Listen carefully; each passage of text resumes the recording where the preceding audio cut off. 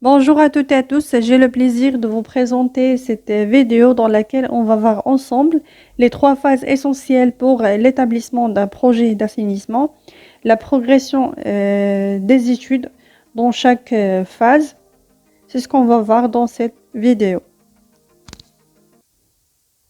Qui dit progression des études dit que l'établissement d'un projet d'assainissement suit différentes phases. Les voici.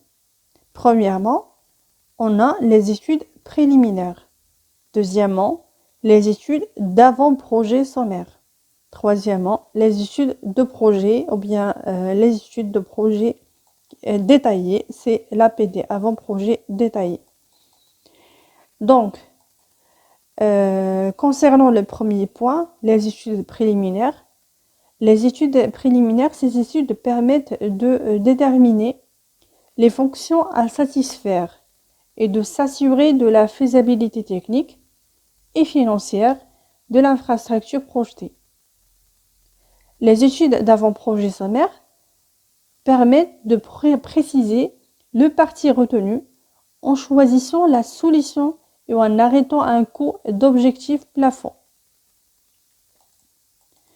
Et les études de projet permettent de préciser la solution et d'arrêter les choix techniques et de fixer le coût de projet plafond.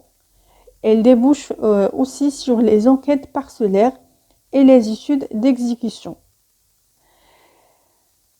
Sachant que ces trois phases d'études qui s'enchaînent séquentiellement doivent être distinguées avant la réalisation des travaux. Et à chaque phase d'étude, le projet fait l'objet d'évaluations au plan économique, social et environnemental. Et ces évaluations font partie, bien évidemment, intégrante du processus décisionnel. Alors, dans cette vidéo spécialement, on va voir juste les études préliminaires et les études d'avant-projet sommaire et les études de projet. Vous allez les voir dans les prochaines vidéos. Alors, la progression des études. L'établissement d'un projet d'assainissement ne doit pas se superposer à la géométrie définitive et calée de la route. Il faut donc procéder par itération conjointement avec la mise au point de l'étude géométrique du tracé, l'étude géologique et l'étude environnementale.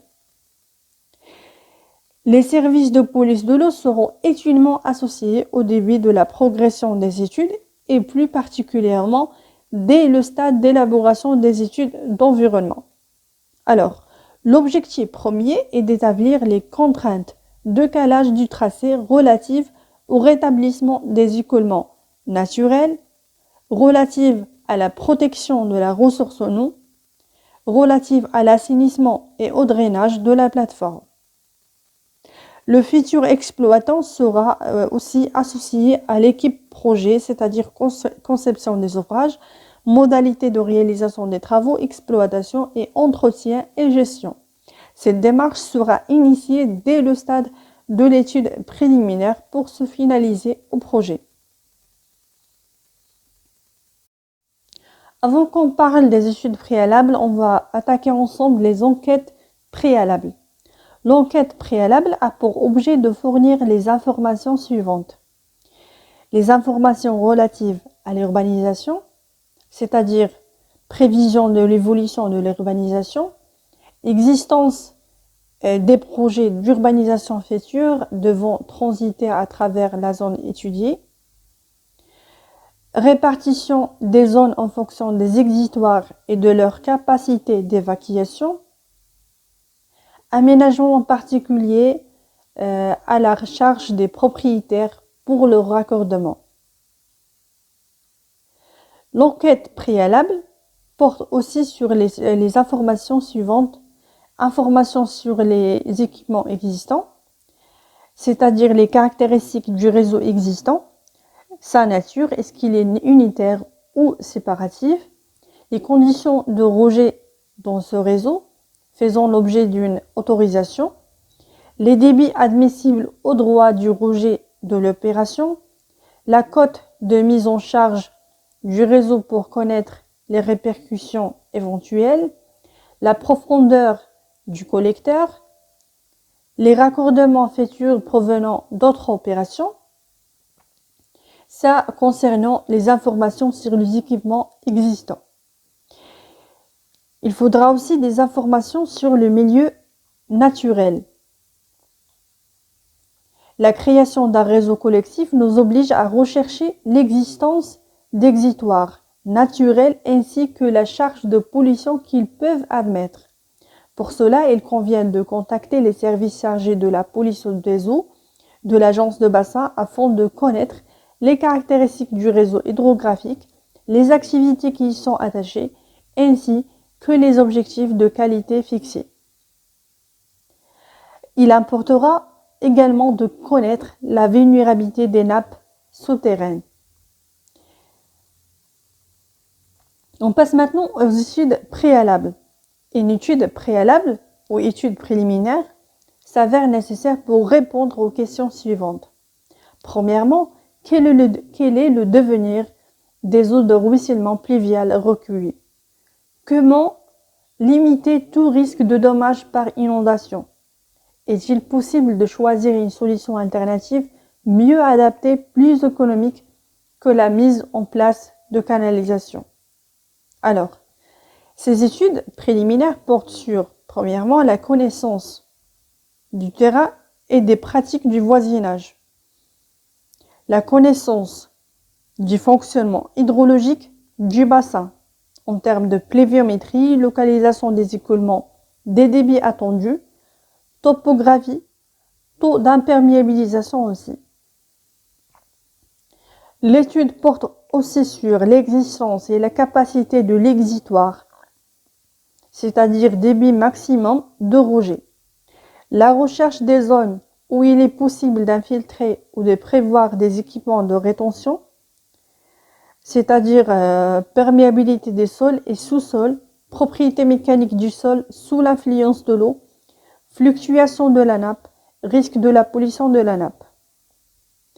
Ainsi, la qualité des eaux de ruissellement si rejetées dans un milieu naturel de bonne qualité.